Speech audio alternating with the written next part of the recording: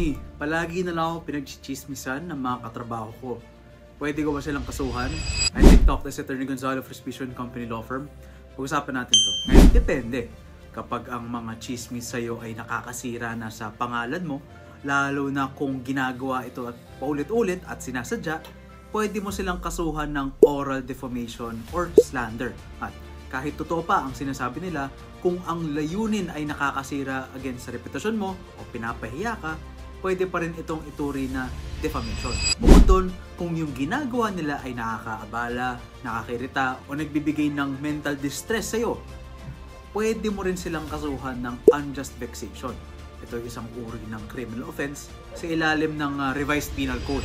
Ngayon, kung hindi pa ganun ka bigat yung sitwasyon, pwede mo muna sila i-report sa HR para maimbestigahan.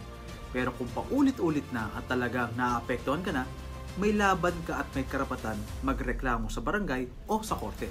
Stay informed, know your rights, and follow for more legal tips.